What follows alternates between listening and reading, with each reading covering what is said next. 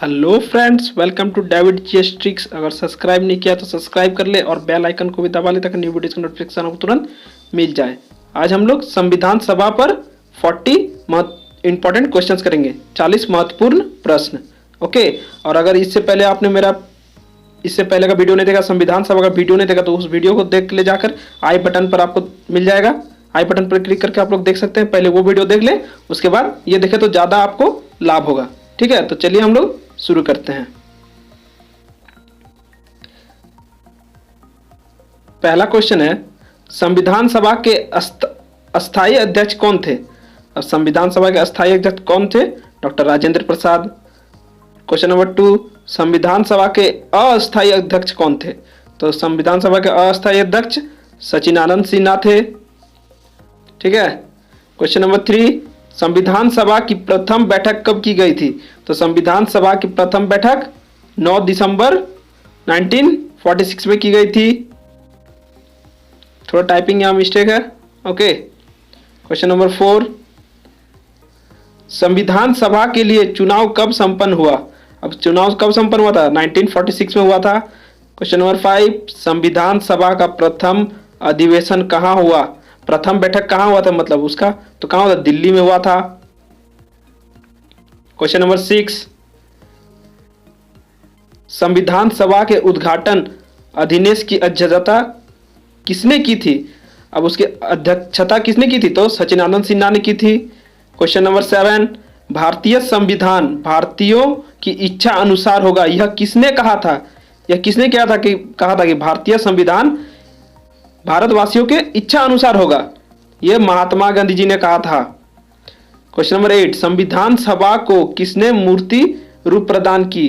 अब संविधान सभा को किसने मूर्ति रूप प्रदान किया था? तो उसका आंसर होगा जवाहरलाल नेहरू ने। क्वेश्चन नंबर 9, किसने ब्रिटिश सरकार से मांगी थी कि संविधान निर्माण के लिए संविधान सभा का गठन किया जाए? अब किसने मांगी थी ब्रिटिश सरकार से? तो किसने मांगी थी? मोतीलाल नेहरू ने। क्वेश्चन नंबर 10, संविधान सभा के विचार का औपचारिक रूप से प्रतिपादन किसके द्वारा किया गया था? तो किसके द्वारा किया गया था? एन राय द्वारा। क्वेश्चन नंबर 11,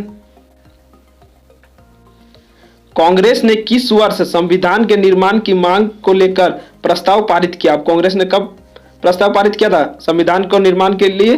1936 में किया था। क्वेश्चन नंबर 12, संविधान सभा के गठन की मांग सर्वप्रथम किसके द्वारा की गई थी? और संविधान सभा की गठन का मांग सर्वप्रथम किसके द्वारा की गई थी? बाल गंगाधर तिलक द्वारा। कब, कौन से साल में? 1895 में। क्वेश्चन नंबर 13, भारत के संविधान सभा का गठित करने का आधार क्या था? अब इसका गठित करने का आधार क्या था? Cabinet mission plan 1946। Question number 14, cabinet mission योजना के अनुसार संविधान सभा में कुल कितने सदस्य थे? अब संविधान सभा में कुल कितने सदस्य थे? तो 389 सदस्य थे, 389 मेंबर्स। ओके। क्वेश्चन नंबर 15, पूर्ण गठन के पश्चात 1947 में संविधान सभा में कितने सदस्य थे? अब जब फिर से गठन हुआ, जब पाकिस्तान का बंटवारा हो गया, तब फिर कितने बच गए? तो उस टाइम 299 बच गए मेंबर्स। क्वेश्चन नंबर 16, पूर्ण गठित संविधान सभा में देशी रियासत के लिए कितने प्रतिनिधित्व थे? अब जब पूर्ण गठित हुआ, पाकिस्तान का बंटवारा हो गया, उसका फिर से पूर्ण गठित, तो उस टाइम कितने थे देशी रियासत के प्रतिनिधित्व? तो उसमें 40 थे, 70 थे। क्वेश्चन नंबर 17, पूर्ण गठित संविधान सभा में विभिन्न प्रांतों के लिए कितने प्रतिनिधित्व थे? अब पूर्ण गठित संविधान सभा में प्रांतों के लिए कितने प्रतिनिधित्व थे प्रांत से? तो 229 थे। क्वेश्चन नंबर 18, भारतीय संविधान को किसने बनाया? भारतीय संविधान को किसने बनाया? तो संविधान सभा ने बनाया। यह तो एकदम इजी है। क्वेश्चन नंबर 19, संविधान सभा का चुनाव किस आधार पर हुआ? अब संविधान सभा का चुनाव किस आधार पर हुआ? तो उसका आधार कैसे हुआ? वर्गीय मताधिकार के आधार पर हुआ। ओके। क्वेश्चन नंबर 20, किस क्षेत्र से B.R. अम्बेडकर का संविधान सभा में निर्वाचन हुआ था? देखिए, हम अपना उस वीडियो में बता चुके हैं। तो वे पश्चिम बंगाल से, लेकिन जब बंटवारा हो गया था, तो बंटवारा होने के बाद वो कहां से करते थे? बॉम्बे से करते थे प्रतिनिधित्व। क्वेश्चन नंबर 21, संविधान सभा में किस प्रांत के प्रतिनिधित्व सबसे अधिक थे? अब किस प्रांत से सबसे अधिक थे? तो संयुक्त प्रांत का सबसे अधिक था। क्वेश्चन नंबर 22, संविधान सभा के सदस्यों को कितने अप्रत्यक्ष रूप से निर्वाचित किया? कितने अप्रत्यक्ष रूप से निर्वाचित किया? प्रांत के विधानसभा ने। क्वेश्चन नंबर 23, संविधान सभा में उद्देश्य प्रस्ताव किसने प्रस्तुत किया? संविधान सभा में उद्देश्य प्रस्ताव किसने सबसे पहले रखा था?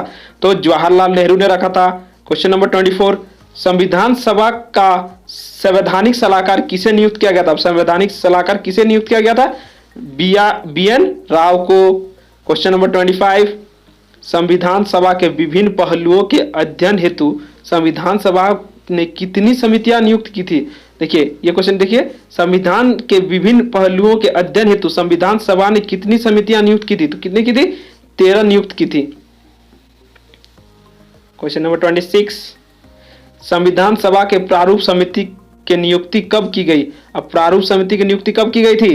तो 29 अगस्त 1947 को, 29 अगस्त 1947। क्वेश्चन नंबर 27, भारतीय संविधान सभा के प्रारूप समिति के अध्यक्ष कौन थे?